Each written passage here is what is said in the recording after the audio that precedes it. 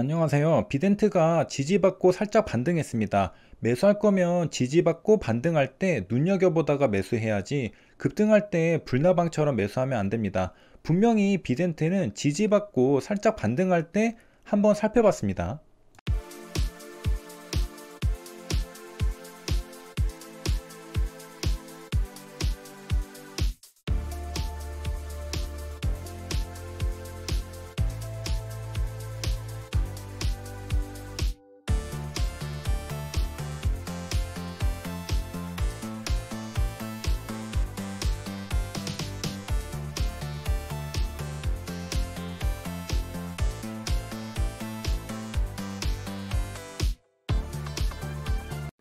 그리고 당일 거래대금 상위 종목을 돌려볼 때도 분명 한 번 더 비덴트를 지나쳤습니다.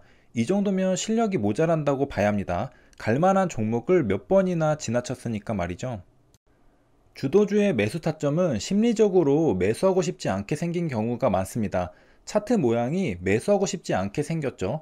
특히 눌림 매수할 자리는 주의 깊게 보지 않으면 대부분 지나치게 생겼습니다. 돌파 매수 자리는 그나마 매수하고 싶게 생겼는데 눌림 자리는 정말 마음이 가질 않습니다. 이런 심리적인 결함도 노력을 통해 극복해야 합니다. 노력이란 공부죠. 갈만한 종목의 눌림 자리를 지속적으로 공부해서 익숙해지는 것이죠. 하루 매매를 성공적으로 마무리하기 위해서는 주도주의 눌림 자리를 놓치지 않는 것이 핵심입니다. 하지만 우리는 급등주만 쫓아다니기 때문에 주도주 눌림 자리를 매번 놓치게 됩니다. 급등하는 종목만 눈에 들어오죠. 급등하기 전의 종목은 눈에 들어오지 않습니다. 그래서 주식 투자가 어려운 것이라 생각이 듭니다. 매수할 자리는 매수하고 싶지 않게 생겼고 정작 매도할 자리는 매수하고 싶게 생겼기 때문이죠.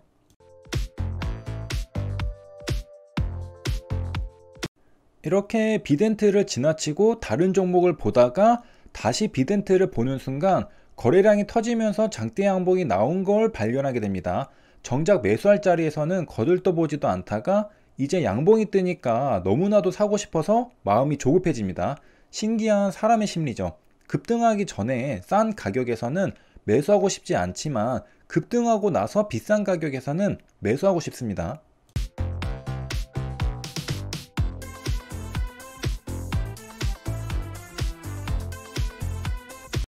정밀한 타점에서 매수하지 못하고 이미 급등한 다음에 발견하고 나니 비중을 실어서 베팅할 수가 없습니다. 겨우 100만원 베팅할 뿐입니다. 잘못하면 고점 매수하고 물릴 수도 있기 때문에 베팅 금액을 더 늘리지를 못하는 것이죠. 사실상 이렇게 베팅하면 수익을 내도 큰 소득이 없습니다. 안 하니만 못하죠. 그나마 수익을 보면 다행이지만 만약에 손실을 보면 불나방 매매를 해서 계좌를 갉아먹는 꼴이 되는 것이고요. 베팅 금액이 작으니까 의미 없는 매매를 하고 있다는 소리입니다. 수익을 내도 문제, 손실을 내도 문제입니다. 시간을 내서 비덴트를 매매하는데 시간과 노력을 들인 만큼 성과를 낼 수 없는 매매라는 것이죠. 그래서 정확한 타점이 매우 중요한 것입니다. 그리고 정확한 타점은 갈만한 종목을 미리 눈치채고 지켜보고 있는 데서 시작합니다. 갈만한 종목을 미리 지켜보고 있다가 시작할 때 매수하면 비중을 실을 수 있습니다. 그리고 비중을 실을 수 있을 때에야 진정으로 의미 있는 매매를 하게 되는 것입니다. 집중한 만큼 성과가 돌아오죠.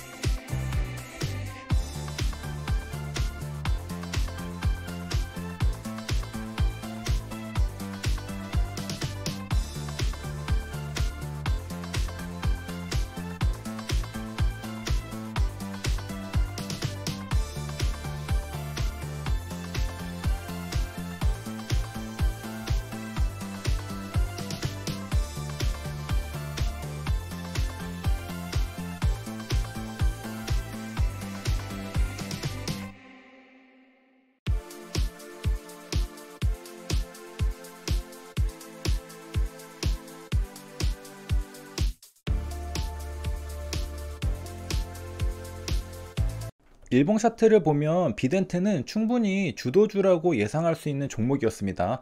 저항선 역할을 하던 박스권 상단을 갭상승해서 돌파하고 양봉이 나온 상태였기 때문이죠. 아직 실력이 미천했기 때문에 보고도 보지를 못했던 겁니다.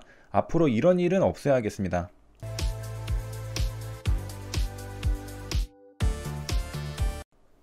정고점이 21,500원입니다. 저항선이 될 수 있죠. 그래서 주가가 더 치고 올라가지 못하면 여기에서 일부 매도해야 합니다. 하지만 가지고 있는 수량이 얼마 없기 때문에 여기에서 일부 매도하는 것이 곧 전량 매도하는 것과 똑같습니다.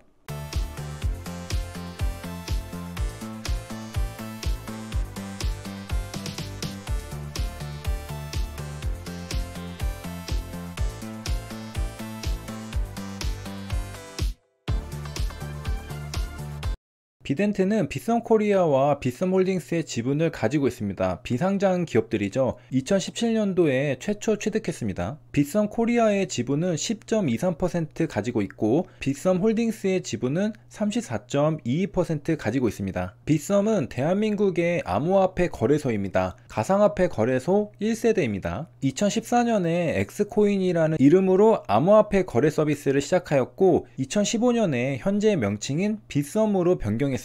2014년도면 대다수의 일반인들이 블록체인이 뭔지도 잘 모르고 비트코인이 뭔지도 잘 모를 때입니다. 하지만 이때 기회를 발견하고 빗썸이라는 거래소를 설립한 창업자들은 큰 돈을 벌 수 있었습니다. 2017년 초만 해도 20여 명이 운영하던 스타트업 기업이었지만 1년 뒤 2018년 초에는 직원이 450명으로 늘 만큼 폭풍 성장했습니다.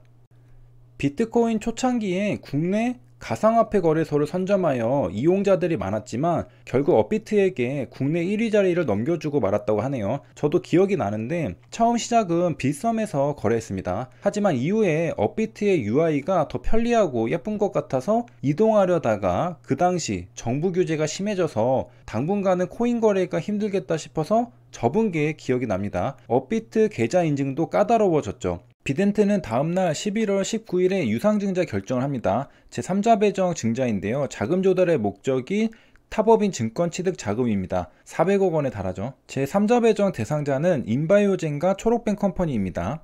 인바이오젠은 비덴트의 최대 주주입니다. 13.39%의 지분을 가지고 있죠. 그리고 인바이오젠의 최대 주주는 버킷 스튜디오입니다. 32.41%의 지분을 가지고 있죠. 그리고 버킷 스튜디오의 최대 주주는 이니셜 1호 투자조합입니다. 14.44%의 지분을 가지고 있죠. 그리고 이니셜 1호 투자조합은 인바이오젠의 특수관계인입니다. 무언가 지분관계가 굉장히 얽히고 설켜 있다는 생각이 듭니다. 연결되어 있죠. 비덴트와 버킷 스튜디오의 관계만 봐도 누가 최대 주주인지 모를 정도로 뱀이 꼬리를 물고 있는 것처럼 순환하는 걸 볼 수 있습니다. 먼저 비덴트의 최대 주주 인바이오젠의 최대 주주는 버킷 스튜디오입니다. 한마디로 비덴트의 실질적인 최대 주주는 버킷 스튜디오입니다. 그런데 버킷 스튜디오의 최대 주주의 특수관계인은 또 비덴트죠. 서로가 서로의 지분을 가지고 있는 겁니다. 여기까지 시청해주셔서 감사합니다.